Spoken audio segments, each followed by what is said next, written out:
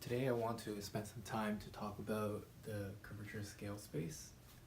I believe last time I made an introduction video for the curvature scale space as a way to describe shapes, but I haven't really gone into detail of how it works. So this video will provide some kind of detail, but it's still very introductory. So it's just a way to give you an idea of how curvature scale space may work. So let's look at an example. So we have a shape here that we want to describe. And this shape is already being adjusted with a Gaussian kernel. So sigma here is 10, so we have already lost a lot of details or noise of the shape. As we increase the Gaussian blur, so it's going to lose more detail. So you can look at this same shape at sigma 20, which is an even larger distribution, you will have even more uniform distributed shape. And then when you have 30, this piece of detail is gone. So here you can see sigma 30 is just a blob, just a round circle. So whenever we deal with curvature scale space, we want to convert this shape into a graph like this. In this case, we want to find the inflection points, and the inflection points, as we look through the graph this way, as we cut across the graph this way, where it intersects with this cut is where our inflection points will be. So at sigma 10, any curve that goes through this point will tell us the inflection point at this sigma level, and 20 is the same, is at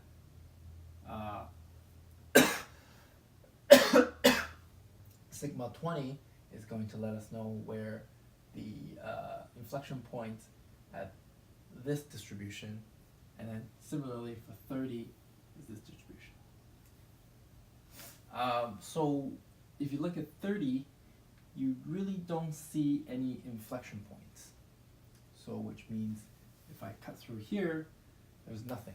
There's no graph that intersects at that area. So this is, that is correct. So we would not see anything. But here, if you look at sigma 20, you should expect some inflection points, because if you look at it here, you can see that this curve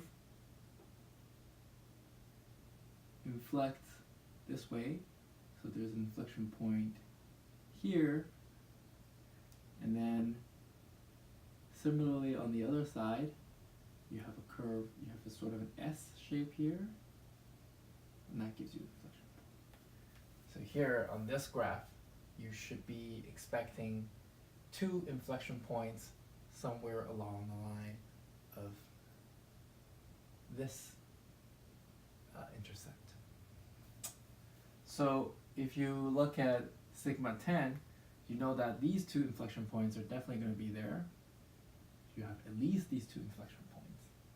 And you have these 2 inflection points that at sigma 20 was completely covered.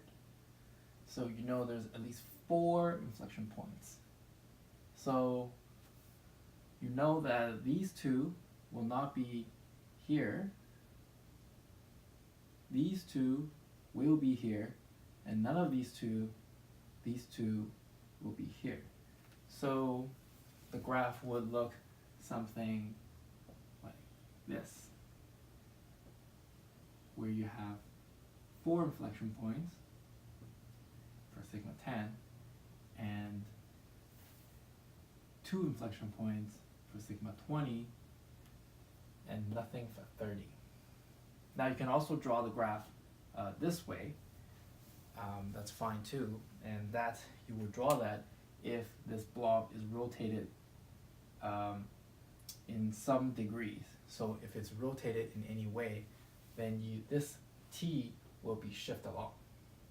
But the distance between these two curves, as well as inflection points, will remain the same.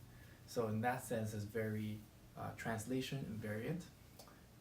And if you can lay this t out in a circular fashion, so this t starts from 0 degree and ends at 360, which is back to 0, then in that sense you can also see that it's very rotational invariant. So even though that this curve may be at different places based on the rotation, but how it relates to other curves will remain the same.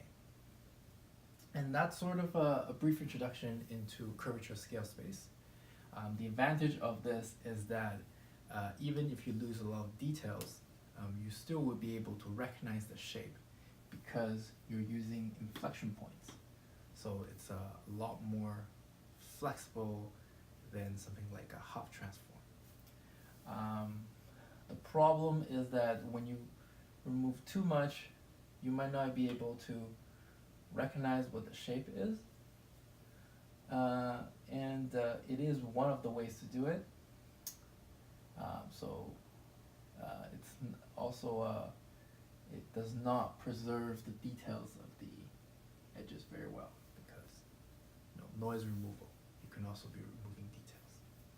And that's pretty much it for CSS.